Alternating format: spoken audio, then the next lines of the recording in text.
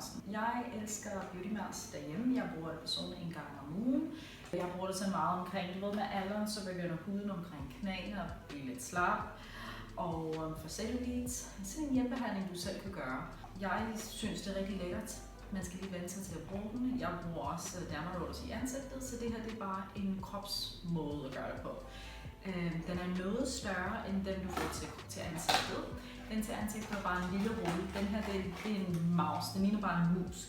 Og den har faktisk 480 nåle på. Så derfor skal man bruge den her til kroppen.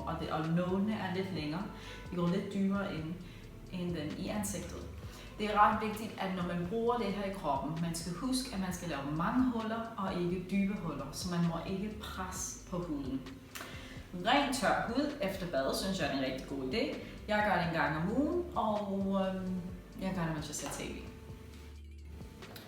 Når man bruger den her, så skal man ligesom tænke på, at du skal tegne en stjerne.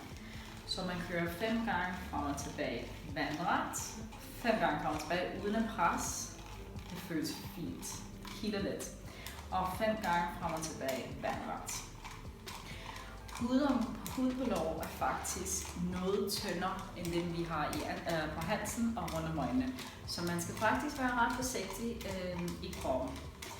Så igen, ikke pres, bare rulle langsomt.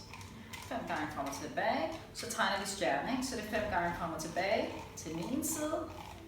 Og 5 gange frem og tilbage til den anden side. Det er så nemt at bruge.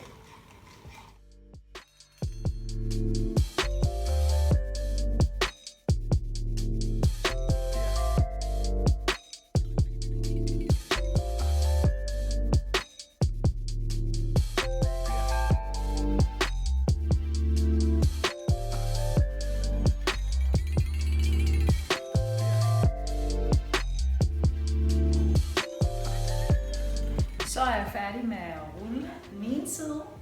Så kan man vælge at rulle, altså man kan gøre det alle steder. Man kan gøre det på banden, på baglåret, alle steder, hvor du ligesom gerne vil sætte blodcirkulation i gang, for ligesom styr på huden, ikke? Så du ruller alle de forskellige steder, og så sammen med den her creme, det her det er en varm creme, en termocreme, det er virkelig godt i forbindelse med din brudning. Men det skal siges, at mange af mine kunder tror faktisk, at de får den allergisk reaktion ved at bruge den her, fordi man kan blive ret røde, og det brænder en lille smule. God idé er at bare gøre det om aftenen, inden man går i seng, ikke? Fordi det køler lidt, og det brænder i 3-5 minutter, og så er det det. Og så tager man en creme.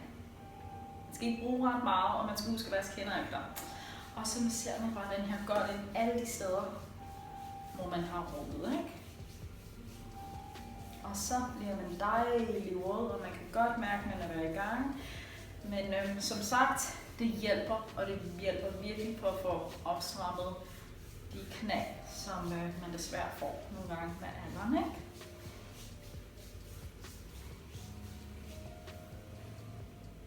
Så nemt er det.